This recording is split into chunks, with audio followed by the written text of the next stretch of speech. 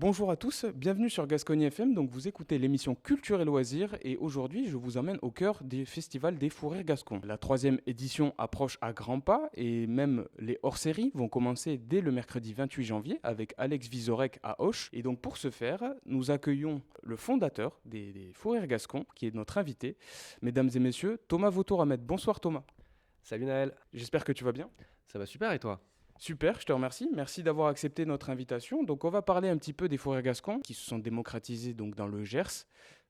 C'est quand même vachement bien puisque jusqu'à l'arrivée de votre festival, hein, il y avait, on va dire, très peu de festivals axés autour de l'humour. On a connu un petit peu donc des festivals autour de la musique, notamment avec Éclat de voix, qui est quand même un festival qui se démocratise, mais on n'est pas là pour parler de ça. Bref, donc jusqu'à 2024, l'humour n'était pas démocratisé dans le Gers, bien qu'il y ait eu quelques spectacles un petit peu par-ci par-là, notamment à Cusin. Alors, pour le Gers, c'est vachement bien, hein, parce que ça a permis de démocratiser un style que tout le monde aime, l'humour, et de le regarder ailleurs que sur la télé, que sur le grand écran. Comment, pour toi, t'es venue l'idée de créer donc un tel projet pour le Gers? Qu'est-ce qui t'a donné envie de porter ce projet pour le département?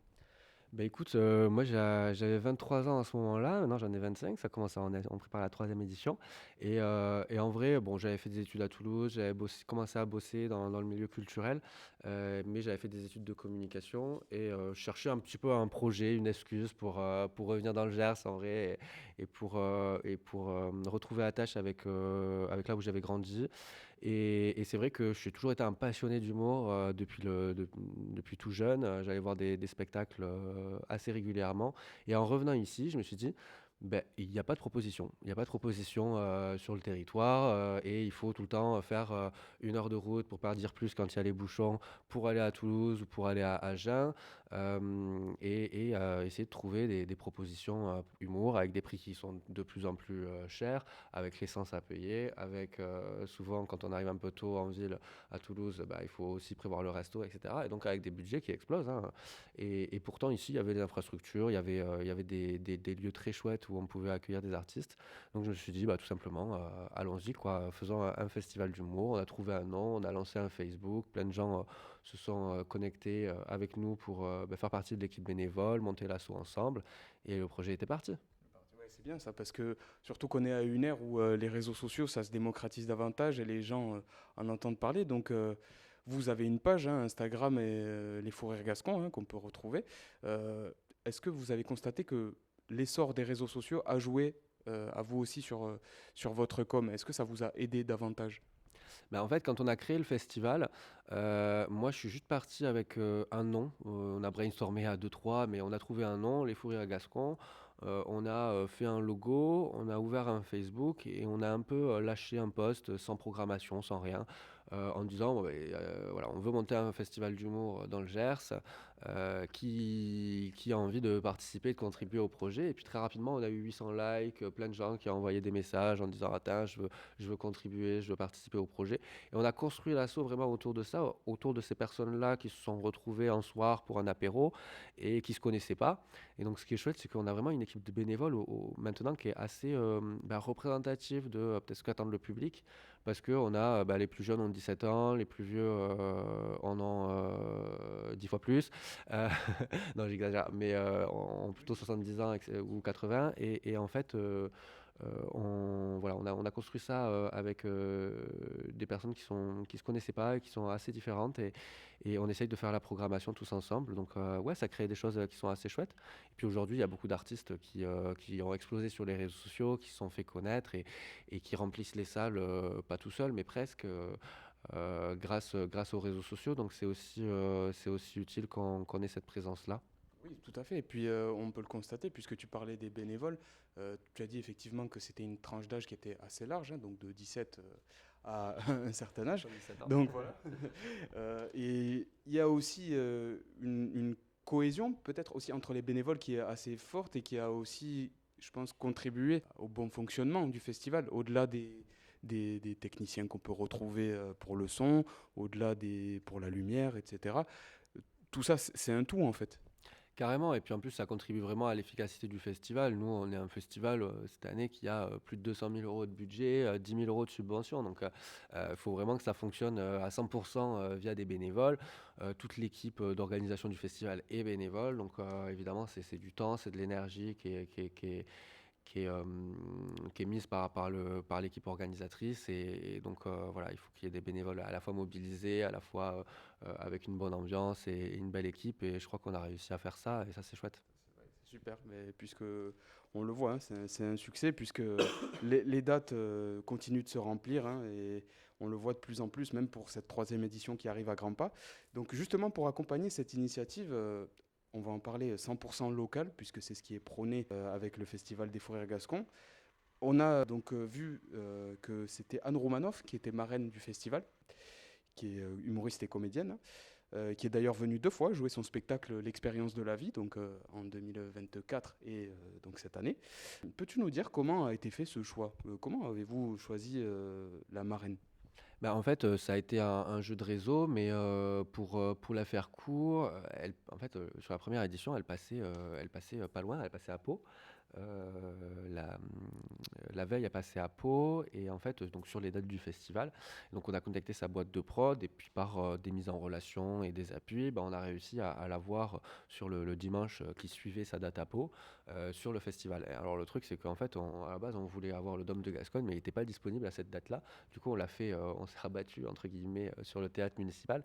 Donc on a fait Anne Romanoff au théâtre municipal, alors que dans un théâtre qui faisait 350 places, alors que la veille a été au Zénith de Pau. Donc c'était assez incroyable. Et puis déjà c'était assez incroyable qu'elle ait réussi à valider la date, parce qu'elle trouvait ça hyper chouette que bah, des jeunes s'engagent et veuillent monter un festival d'humour en milieu rural à Auch. Qu'en plus ça a été dans la région, donc c'était pratique. Et puis après, elle s'est intéressée au festival, elle a été bien accueillie, donc voilà, elle a kiffé à ce niveau-là. Et puis nous, ça nous a aidé à faire tout le reste de la prog sur la première édition, de la reconfirmer sur la deuxième, parce qu'elle nous a dit tout de suite quand elle est venue, je veux revenir l'année prochaine. Donc elle est revenue l'année dernière. Alors là, cette année, on fait une petite pause, on va dire, une petite parenthèse, voilà.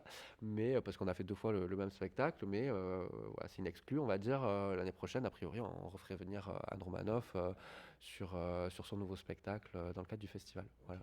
Et donc du coup, même si elle ne revient pas pour si elle ne revient pas pour cette troisième édition, est-ce elle reste marraine du festival? Oui, enfin voilà, marraine, après c'est un titre, voilà, on lui a dit marraine du festival. Maintenant, voilà, marraine du festival, et puis elle le reste évidemment. Voilà. Oui, oui, mais c'est super d'avoir choisi Anne Romanoff, qui quand même est une humoriste qui traverse un peu toutes les générations. Je pense que c'est l'âge de nos parents, la génération de nos parents qui allait voir Anne Romanoff en spectacle, et qui aujourd'hui se retrouve avec nous, hein, la nouvelle génération entre guillemets. Je trouve que c'est un très bon choix. On va en parler. Donc l'objectif du festival, c'est de faire connaître un petit peu la culture autour de la comédie, hein, et faire profiter le Gers de ça, donc développer la culture et faire découvrir des humoristes aussi pour le département. Ça ouvre vachement de portes, hein, et on voit que cet objectif il est atteint, puisque sur la dernière édition il y a eu beaucoup de résas, et même tout était quasi complet. Je veux pas dire de bêtises, mais je crois que c'était autour des 3000 réservations, un peu plus, sur le total. Alors un peu plus, parce que sur la première édition, on a fait 3000, pour donner les chiffres exacts, on a fait 3800 réservations sur la première édition.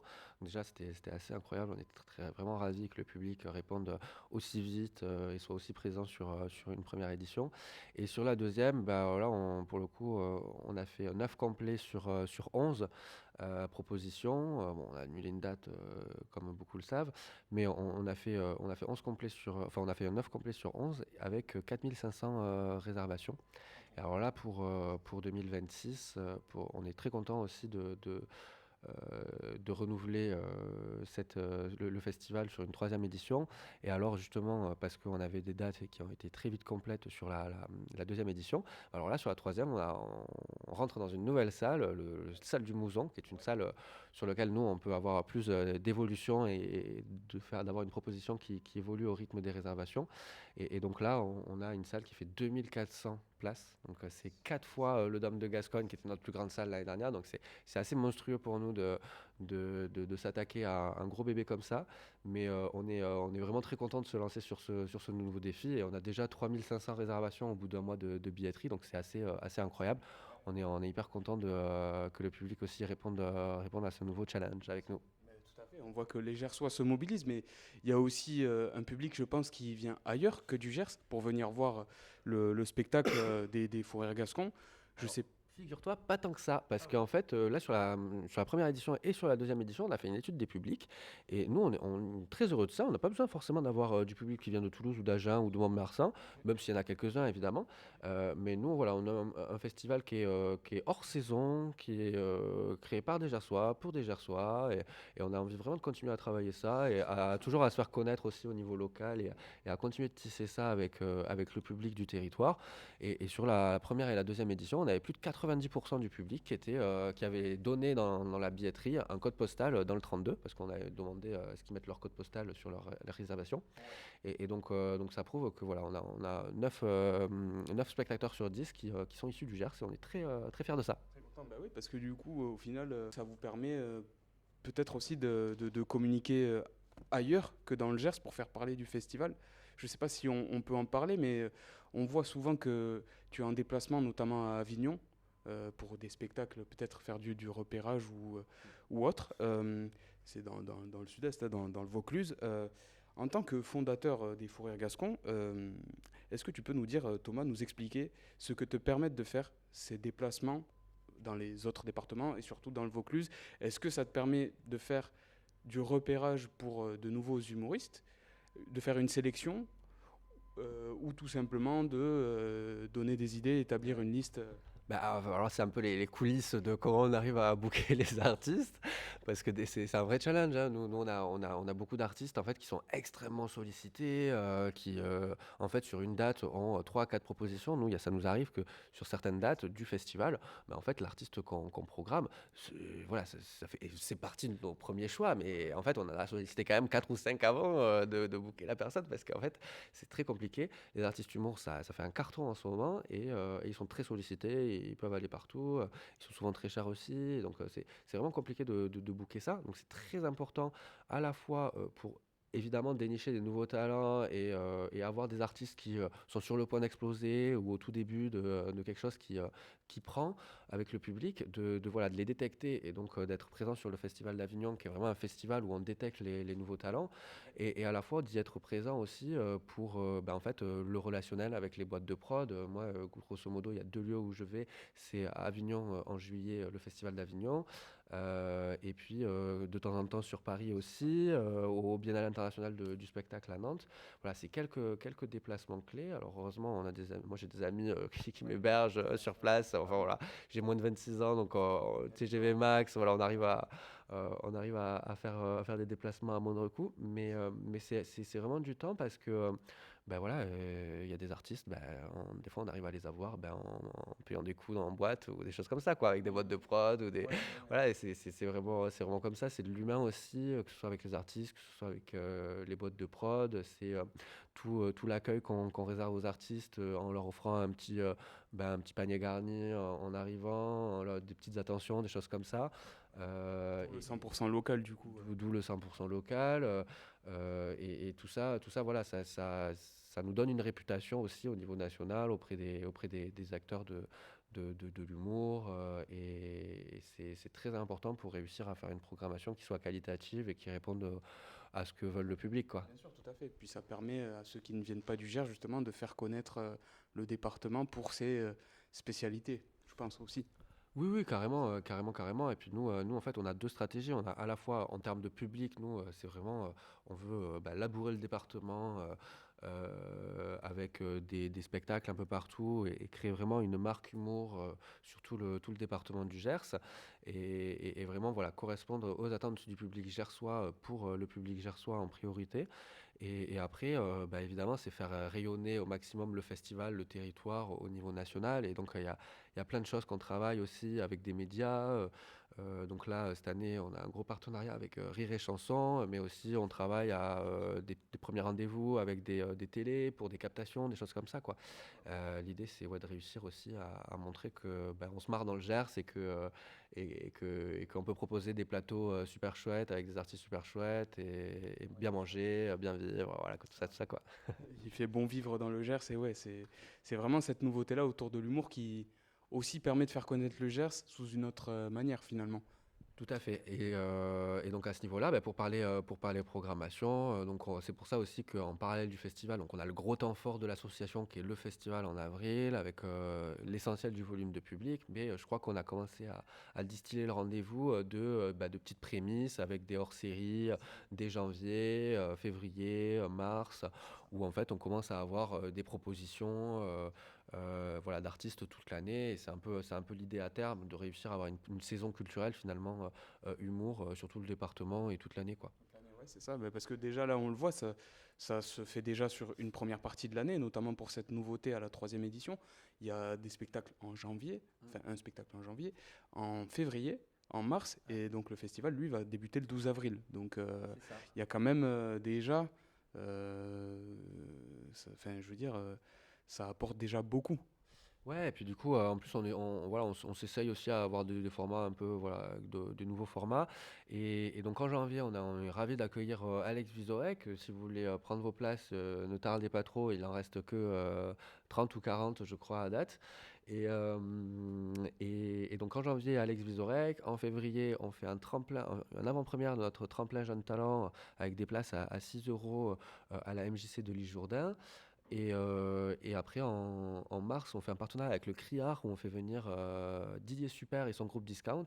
Donc là aussi, petite date de rock humoristique, voilà, avec en ayant de la musique, des places à pas très élevées aussi autour de 20 euros. Donc voilà, c'est des petites propositions qu'on essaye de porter toute l'année. Et puis avec deux grandes nouveautés cette année, la création d'un format comédie club et la création d'un tremplin jeunes talents régionaux, le premier tremplin régional dédié à l'émergence humoristique. Et donc ça aussi, c'est avec l'intention de faire rayonner le Gers au-delà en Occitanie. On a fait une première date avant-première à Toulouse, au Théâtre des Mazas, donc un beau théâtre de 500 places où on avait fait venir Guigui Pop en présentateur du plateau de jeunes talents sélectionnés. Sur ce tremplin, l'Occitanie fait son stand-up qu'on vient de créer. On a eu plus de 60 candidatures de jeunes talents de la région. Donc ça, c'est vraiment, vraiment, on a été ravis d'avoir autant de candidatures et que le projet se fasse connaître aussi auprès des jeunes talents aussi vite. Ça a bien Et fonctionné, c'était un appel à projet en fait. c'est plus ou moins ça, c'est-à-dire que voilà, on a fait un appel à candidature auprès de jeunes talents de toute l'Occitanie, et puis voilà, les jeunes talents humour qui s'essayent sur les scènes et tout pouvaient candidater en envoyant une petite vidéo, en remplissant un petit formulaire. Et nous, ce qu'on garantit autour du tremplin, c'est 3 jours de masterclass avec une des metteuses en scène les plus connues de l'humour qui s'appelle Aude Gallio, qui accompagne plein d'artistes, Fabien Olicard, Verino et compagnie et qui vient ici dans le Gers pour faire une résidence de création sur 3 jours avec des masterclass proposées par des artistes du festival. On aura Mao Drama, Caroline Estremo, Célic, Thomas Wiesel, Cécile Giroux, enfin voilà, autant d'artistes qui seront sur la programmation du festival mais qui feront aussi des masterclass pour nos jeunes talents. Et puis après, on leur garantit 2 dates rémunérées, 2 à 3 dates rémunérées sur le festival et les hors-séries. Donc voilà, ça aussi, ça accompagne les jeunes artistes dans leur professionnalisation, à la fois artistiquement, mais aussi financièrement, quoi. Voilà.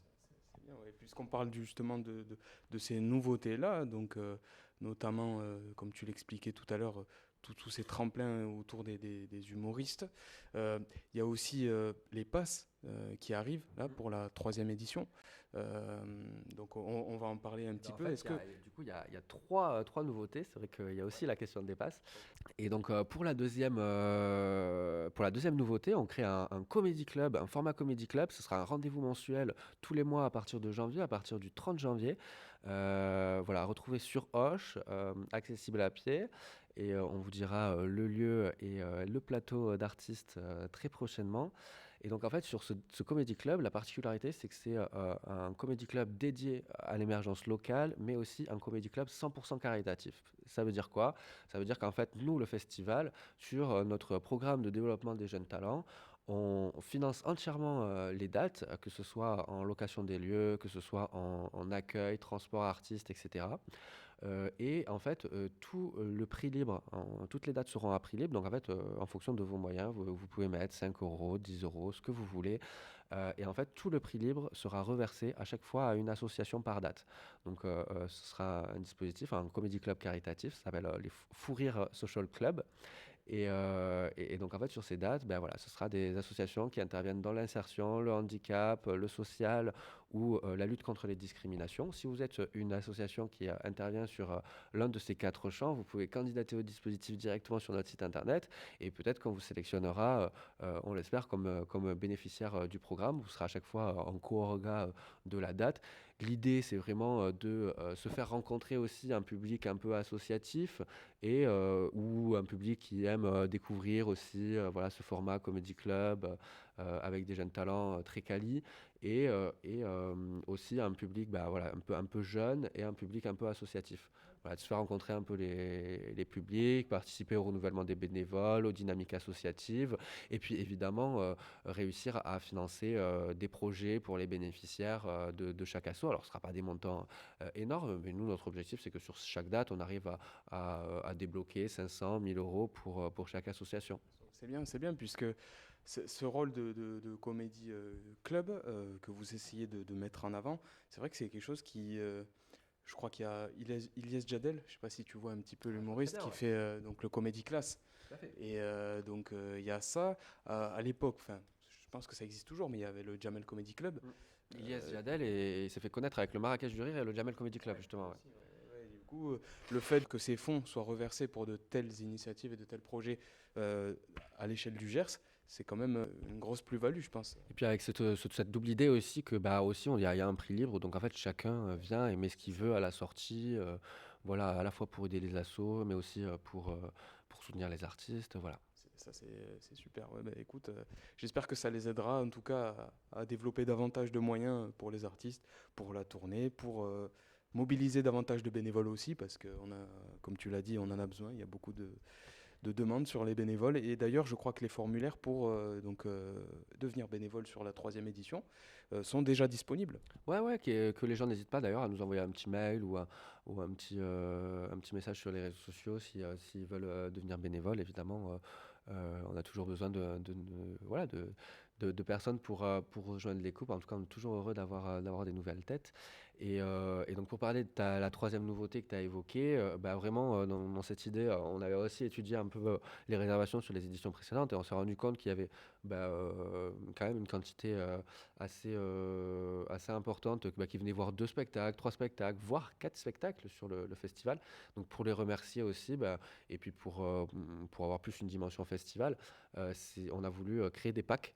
Et donc en fait, il y a un tarif dégressif. Alors c'est pas mirobolant, mais vous gagnez à chaque fois sur le panier 4, 6, oui 4, 6 ou 10 euros en fonction du nombre de spectacles que vous prenez. Donc si vous prenez 2 spectacles, vous gagnez 4 euros sur votre panier. Si vous en prenez 3, c'est 6. Si vous en prenez 4, c'est 10 euros sur le panier. Voilà, l'idée c'est que les gens puissent réserver plusieurs spectacles tout en étant un petit peu récompensés de leur fidélité. Tout à fait. Bah, écoute, ce nouveau projet, on continuera de le porter fièrement et on est très content de le porter sur Gascogne FM aujourd'hui.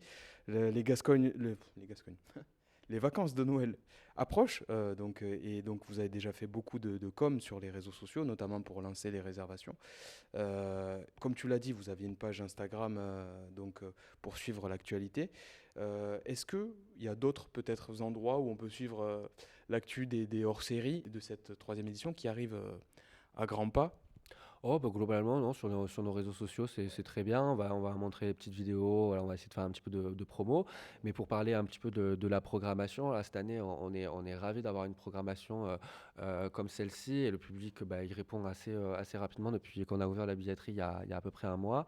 Et à ce niveau-là, sur le premier week-end, on aura un très beau gala d'ouverture, en tout cas qu'on va essayer de faire un très beau gala d'ouverture, avec un gala qui sera XXL par rapport à l'année dernière. Alors je ne sais pas si vous vous rappelez du gala de l'année dernière, en fait il y avait 4 artistes au plateau, c'était présenté par Alex Vizorek, et il y avait Marine Léonardi, Labajan et Mélodie Fontaine. Alors là, cette année, on passe de 4 à 7 artistes au plateau. Donc pour une place de spectacle, vous pouvez voir 7 artistes pendant presque 2 heures de show sur le vendredi 10 avril. Et ce sera présenté par un duo culte franco-belge, Cécile Giroux et Yann Stotz. Et il y aura notamment Nadia Rose, Thomas Wiesel et Emma Beaujean, voilà quelques pépites. Et puis un invité mystère qu'on révélera dans quelques semaines. On garde le teaser. En tout cas, n'hésitez pas à réserver dès maintenant. Et la particularité en plus de ce show, ce sera capté pour la radio en direct sur Rire et Chanson au niveau national. Et puis il y aura des rediffs toute l'année sur Rire et Chanson dans le cadre d'un partenariat qu'on vient de signer avec eux. Donc on est très heureux aussi de pouvoir faire cette captation nationalement, qui sera diffusée nationalement avec Rire et Chanson. Le lendemain, on a le retour de Selig. Selig qui avait bien chauffé Hoche sur la première édition avec un spectacle qui avait affiché complet. Et puis en deuxième partie de soirée, il y aura Caroline Estremo. Le dimanche, ce sera au tour de Blandine Lou, qui a explosé sur les réseaux sociaux. Caroline Estremo, d'ailleurs, qui est une artiste locale toulousaine, qui a déjà rempli le Zénith de Toulouse et tout, donc, qui est de la région, parce qu'on essaye aussi de mettre en avant les artistes de la région qui ont réussi, comme pour les jeunes talents. Et après, le dimanche, on a un petit format un peu unique. C'est un 30-30. Donc, c'est-à-dire qu'en fait, un 30-30, c'est un format qui est un peu traditionnel dans le stand-up. C'est en gros, on mixe deux spectacles. Vous avez la moitié du spectacle. Vous avez Mao Drama qui, en gros, condense le meilleur de son spectacle pour vous restituer la moitié. Et avec 50% du temps, elle va vous faire un condensé de son spectacle. Et l'autre 50%, donc voilà, ce sera au tour de Édouard Deloignon qui condensera aussi son spectacle en une quarantaine de minutes. Et donc en gros, en 1h20 de spectacle, vous avez un condensé de deux artistes pour le prix d'un, avec le meilleur de leurs deux spectacles. Et donc ça, c'est aussi un format un peu unique qu'on est ravi de pouvoir accueillir sur le festival, avec deux artistes qui sont assez incontournables maintenant. Et puis une semaine après, on se donne rendez-vous à la fameuse salle du Mouzon, avec deux spectacles, un spectacle hyper rafraîchissant de Thomas Angelvi, qui est aujourd'hui dans le top 5 des artistes humour nationalement, hein, en ce moment. C'est pas un jugement personnel, c'est toutes les ventes sur Ticketmaster, etc., sur la Fnac, etc., indiquent qu'en fait, il est dans le top 5 des ventes. Enfin, tout le monde adore ce qu'il fait. Et puis là, Il a ouais. passé les 2 millions d'abonnés en plus. Je crois Ouais, sur il Instagram, il a cartonne sur explosé. il cartonne sur les réseaux avec des petites captations de spectacles. Donc on est ravis de l'accueillir. Il fait un Zénith de Toulouse début janvier. Donc voilà, il est quasiment complet, donc c'est dire. Et donc voilà, on l'accueille à 18h samedi 18 avril. Et puis en deuxième partie de soirée, ce sera autour des Chevaliers du Fiel. Là encore, on essaye de faire à la fois les jeunes talents locaux, mais aussi des artistes incontournables de la région. Et donc les Chevaliers du Fiel, évidemment, depuis la première édition, moi je recevais des mails tous les ans des gens qui me disent: Ah, quand c'est que vous faites les Chevaliers du Fiel? Et donc là, ça y est, ça fait un an qu'on travaillait le sujet avec eux. On va faire un best-of inédit de tous leurs sketchs cultes dans le cadre du festival, pour le festival. Et là aussi, on a déjà plus de 70% de la billetterie qui est déjà partie en un mois de billetterie. Donc ne tardez pas trop pour réserver les Chevaliers du Fiel à la salle du Mouzon à Auch. Ils sont déjà un petit peu connus aussi, les Chevaliers du Fiel, puisque il me semble que, oui, en plus, j'en suis même sûr, c'est à eux qu'appartiennent la Comédie de Toulouse, sur Toulouse. Oui, oui, oui, oui, ils ont des salles, ils ont eu des projets. Ils avaient créé le festival à Toulouse, des fous rires de Toulouse, qui n'existe plus, mais ils ont créé aussi les fous rires de Bordeaux. Enfin voilà, il y a plein de synergies. On est très content de travailler avec eux. Ils ont la Comédie de Toulouse, avec qui on va peut-être faire des synergies aussi. Et puis ils ont aussi le Rex à Toulouse. Voilà, bon, c'est des acteurs culturels maintenant de la région, bien installés. Et vachement polyvalent, quoi. Ouais. Moi, je les avais connus, les Chevaliers du Fiel, avec le spectacle Les Municipaux. Oui. Et j'avais beaucoup aimé d'ailleurs. Alors là, pour 2026, pour cette troisième édition, là, c'est un autre spectacle pour les Chevaliers du Fiel. C'est quoi le nom? Mais en fait, avec les chevaliers, on avait longtemps discuté et tout, pourquoi on ne préfère pas les municipaux. Bon, grosso modo, on va pas se mentir, il y aura quand même beaucoup de sketchs, c'est leur spectacle le plus culte. Il y aura beaucoup de sketchs des municipaux qui se retrouveront dans le spectacle. Mais en fait, les Chevaliers du Fiel, voilà, ils sont attachés au Gers. Nous, on avait envie aussi de commencer à créer des formats un peu uniques. Et ils avaient déjà fait des best-of voilà, dans le passé. Et là, nous, on a voulu créer avec eux un best-of. On appelle ça le best-ouf 2026. Et donc, ce sera le seul best-of qu'ils feront sur toute l'année 2026, qui sera ici à Auch. Et donc, c'est voilà, le nom du spectacle, c'est Best-of des Chevaliers du Fiel. Et avec cette idée de voilà, reprendre tous leurs sketchs cultes, évidemment, avec une grande partie d'incontournables autour des municipaux, mais aussi issus de leurs nouveaux spectacles, les vacances à Dubaï, de leurs anciens, etc. Bon, voilà, l'idée, c'est qu'on arrive à avoir un format un peu unique pour le festival. On est sûr que ça va marcher, il n'y a pas de souci pour les Chevaliers du Fiel, hein. Ça ramènera beaucoup, beaucoup de monde. Et ce que j'aime beaucoup aussi avec eux, c'est qu'il y a ce côté un peu intergénérationnel, tu vois. C'est la génération de nos parents et ils continuent aujourd'hui à avoir un succès qui est quand même assez fou. Et moi, je trouve ça super. Thomas, on arrive donc du coup à la fin de cette émission et je te remercie beaucoup de ta présence, d'avoir donné du temps et toutes ces explications autour de cette troisième édition, des nouveautés et de tout ce qui a changé à venir, notamment tout ce qu'on a pu découvrir sur comment étaient faits vos partenariats, le repérage pour les humoristes, etc. Donc je te remercie beaucoup pour ça. Est-ce que tu as un ultime message à faire passer à nos auditeurs pour l'arrivée donc du festival qui, on va dire, commence déjà dès le 28 janvier avec Alex Vizorek et pour les autres dates qui arriveront chaque mois suivant jusqu'au mois d'avril. Alors moi, ce qui me tient beaucoup à cœur, c'est voilà, ce nouveau projet de création de Comedy Club. Donc, n'hésitez pas à vous abonner sur les réseaux sociaux et à suivre notre actu quand on va annoncer toutes les dates Comedy Club et les associations partenaires. Donc, voilà, c'est un petit peu le message. La nouveauté qui me tient à cœur personnellement, c'est d'arriver à soutenir les associations locales voilà, qui accompagnent les bénéficiaires. On est dans un moment où voilà, on a besoin de se retrouver et puis on a besoin de retrouver du sens aussi autour de projets culturels et d'arriver à financer des assos qui ont du mal avec des baisses de subventions, des grosses coupes de subventions. Voilà. C'est parfait. Ben, merci beaucoup Thomas. Chers auditeurs, merci à vous de nous avoir écoutés donc, pour avoir parlé des Fous Rires Gascons et de cette troisième édition. C'était Naël et Thomas pour l'émission Culture et Loisirs sur Gascogne FM. On vous dit à très bientôt et merci beaucoup.